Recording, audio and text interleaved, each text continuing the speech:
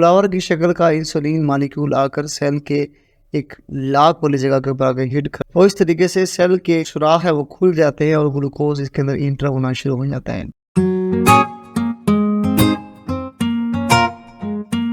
Hello everyone, this is Kashif Ali. आप देख रहे हैं अपना favourite YouTube channel Sikar with Kashif Ali. आज का टॉपिक हमारा वेरी इंपॉर्टेंट है क्योंकि आज की दिन हम बात करने वाले हैं ऑन इंसुलिन रेजिस्टेंस के हवाले से।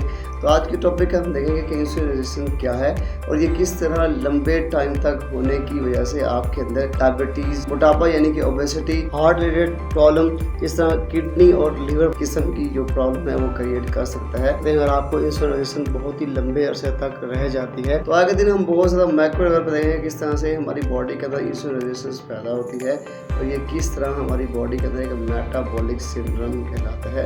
So let's have a start. Resistance क्योंकि हमारे पास खाने पीने की अशिया से होने वाली एक हेल्थ कंडीशन है। तो सबसे पहले ये देखते हैं कि हमारी फूड को कितनी कैटेगरीज के अंदर डिवाइड किया गया है। तो नंबर 1 पर हमारे पास फूड की आने वाली कैटेगरी कार्बोहाइड्रेट्स है, नंबर 2 पर प्रोटीन, नंबर 3 पर हमारे पास फैट्स हैं और नंबर 4 पर हमारे पास कुछ विटामिन एंड मिनरल्स हैं, जो कि ये तमाम चीज़ें हमारी डेली ग़िज़ा का हिस्सा हैं। लेकिन यहाँ पर हम सिर्फ बात करेंगे कार्बोहाइड्रेट के हवाले से।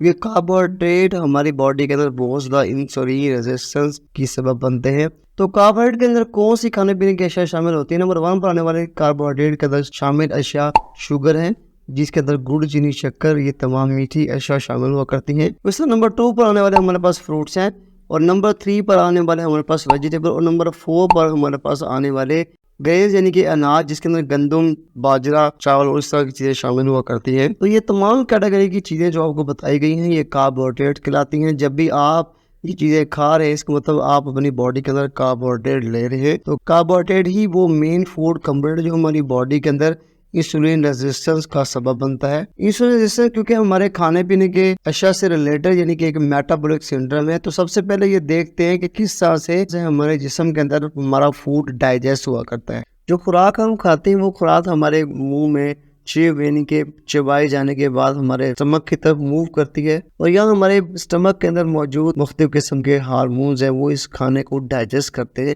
और डाइजेस्ट करने के बाद हमारे स्मॉल इंटेस्टाइन और उसके बाद लार्ज इंटेस्टाइन की तरफ मूव करते हैं। उसके ये खाना ग्लूकोज के अंदर कन्वर्ट हो जाता है। तो स्मॉल इंटेस्टाइन के अंदर इस खाने की अब्जॉर्प्शन स्टार्ट हो जाती है।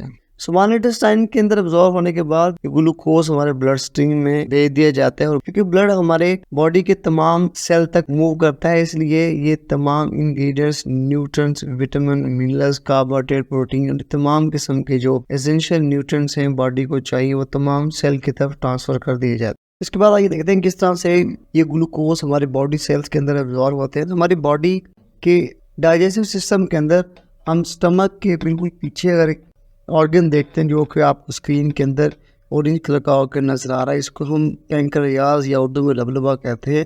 तो लबलबा के अंदर 2 किस्म के सेल होते हैं जिनमें एक को हम अल्फा सेल कहते हैं, दूसरे को बीटा सेल्स कहते हैं। तो बीटा सेल्स के अंदर से इंसुलिन का सेक्रेशन, इंसुलिन का खराज होता है और ये इंसुलिन हमारे ब्लड वेसल्स के अंदर ग्लूकोज के साथ इंटरेक्ट करती है और ये इंसुलिन सेल के साथ एक लॉक एंड की मॉडल के असूल के ऊपर काम करता है। अब यहाँ पर देख सकते हैं किस तरह से फ्लावर की शक्ल का इंसुलिन मॉलिक्यूल आकर सेल के एक लॉक वाली जगह के ऊपर आकर हिट कर और इस तरीके से सेल के सुराख है वो खुल जाते हैं और ग्लूकोज इसके अंदर इंटर होना शुरू हो जाता है। ये प्रोसेस हर वक्त आपकी बॉडी के अंदर हो रहा है। सेल हमारे लिए एक स्टोर के तौर पर काम करते हैं। In case of any emergency cell हमें प्रमोट करते हैं, अपना ग्लूकोज वापस हमें पहुंचाते हैं, जैसे डिफरेंट किस्म के डेली रूटीन के काम परफॉर्म करने के लिए हमें मदद फराहम करते हैं। याद रखें ये मत सिर्फ इमरजेंसी की सूरत हाल के अंदर वकूफ़ पज़ीर होता है, यानी कि सेल के अंदर से दोबारा ग्लूकोज का निकलना और जिस्म के अंदर दोबारा उसका इस्तेमाल होना।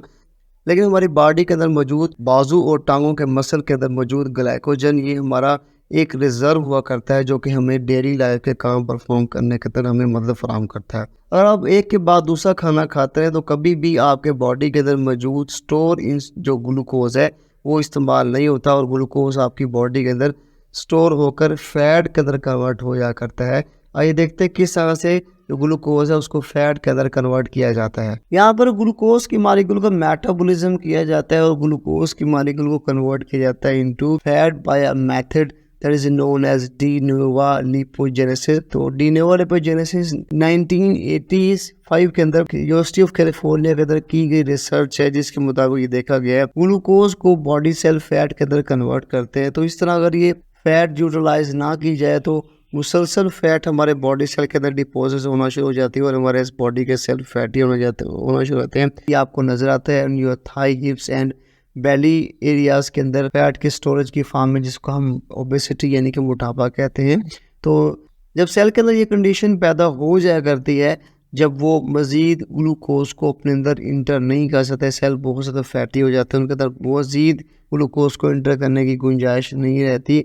तो इस कंडीशन में इंसुलिन होने की बावजूद भी ग्लूकोज आपके सेल के अंदर एक्सेप्ट नहीं किए जा रहे होते हैं। इसी कंडीशन को मेडिकल के सेंस के अंदर इंसुलिन रेजिस्टेंस का नाम दिया जाता है। इंसुलिन रेजिस्टेंस बहुत ज़्यादा खतरनाक कंडीशन आपकी बॉडी के अंदर है। तो आइए देखते हैं कि इंसुलिन रेजिस्टेंस के कौन कौन से साइड इफेक्ट हैं। लंबे अरसे तक इंसुलिन रेजिस्टेंस आपकी बॉडी के अंदर पैदा कर सकती है डायबिटीज या प्री डायबिटिक। इससे आपको पैरालाइज यानी कि फालिज हो सकता है, heart attack, liver dysfunction, liver सॉसिस मतलब लीवर के अंदर फैट्स बहुत ज़्यादा इकट्ठा हो जाए तो फिर लिवर डैमेज हो सकता है।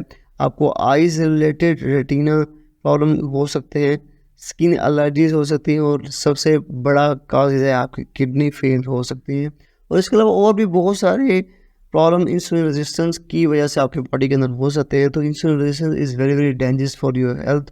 Then make sure if you have insulin resistance. Insulin आपकी बॉडी के अंदर फैट सेल जनरेट कर और ये आपके बॉडी को ओबेसिटी यानी कि मोटापा लेकर आता है। तो जब भी आप अपना वेट लूज करना चाह रहे हैं, that you have to reduce your insulin resistance. आपको अपनी बॉडी के सेल्स के अंदर मौजूद फैट को रिड्यूस करना है, जिसकी वजह से आपकी बॉडी के अंदर इंसुलिन सेंसिटिविटी पैदा होना शुरू हो जाएगी और ये तमाम प्रॉब्लम जो आपको यहाँ पर डिस्कस किए गए हैं फेस नहीं करना पड़ेंगे। तो ये था हमारा आज का टॉपिक इंसुलिन रेजिस्टेंस के हवाले से। अगर आपको वीडियो बहुत ज़्यादा इंफॉर्मेटिव लगी हो तो ये वीडियो को लाइक करें, शेयर करें और अभी तक आपने हमारा चैनल को सब्सक्राइब नहीं किया तो काइंडली हमारे चैनल को ज़रूर सब्सक्राइब करें ताकि आप अपनी हेल्थ का ख्याल रख सके और ये जर्नी हमारे साथ आपकी चलती रहे। तो आज के दिन दीजिए हमें इजाज़त। नेक्स्ट अगले लेक्चर के अंदर हम इंसुलिन रेजिस्टेंस के काजेस के साथ आपके साथ मिलेंगे। तो अब तक के लिए इतना ही। अल्लाह हाफ़िज़।